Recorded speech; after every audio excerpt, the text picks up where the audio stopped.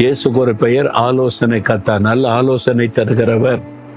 அப்ப நீங்க கேட்ட ஆலோசனை தருவார். தாவீது ஏன் அதை சொல்றாரு தெரியுமா? தாவீது ஒரு யுத்தத்துக்கு போனா கூட கர்த்தரிடத்தில் ஆலோசனை கேட்பார். இந்த படம் போலாமா வேண்டாமா, ஆண்டவரிடத்தில் ஆலோசனை கேட்பார். ஆண்டவர் ஒன்னொன்னுக்கு ஆலோசனை கொடுத்து நடத்தினதே வேத புஸ்தகத்துல அப்படி அனுபவத்துல பார்க்கிறோம். நானும் அதை பழக்கமாக்கி கொண்டேன்.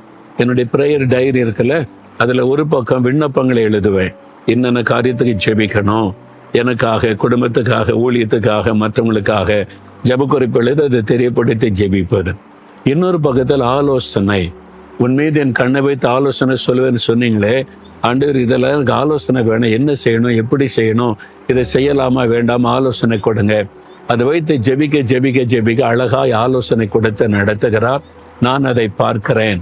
என்னுடைய தனிப்பட்ட காரியம், குடும்பத்தின் காரியம், ஊழியத்தின் காரியம், ஒரு இதில் தீர்மானம் எடுக்கணும், எழுதி வைத்து ஜெபிக்கும் போது ஆண்டவர் அழகாய் ஆலோசனை தருகிறார்.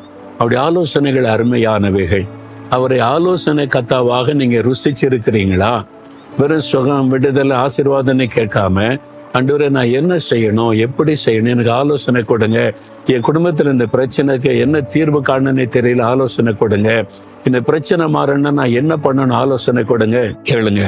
ஆண்டவர் ஆலோசனை கொடுத்து அதன்படி நடந்துட்டீங்கன்னா பிரச்சனை சால்வ் ஆயிரும், அற்புதமாய் காரியம் நடக்கும்.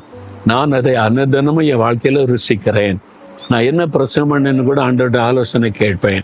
இதை செய்யலாமா வேண்டாமா, எனக்கு ஊழியத்தை கூப்பிடுறாங்க, அங்கே போகணுமா வேண்டாமா, அது கூட ஆலோசனை கேட்பேன். அவர் போச்சுன்னா போவேன், போக வேண்டாம்னா அவ்வளோதான். அது மாதிரி தேவனுடைய ஆலோசனை பெற்று நடக்க பழகுங்க. உங்கள் வாழ்க்கையில் இனிமை, சந்தோஷம், மகிழ்ச்சி, தேவனுடைய பாதுகாப்பு எப்பவுமே உண்டாயிருக்கும். அவருடைய ஆலோசனைகள் அருமையானவைகள்.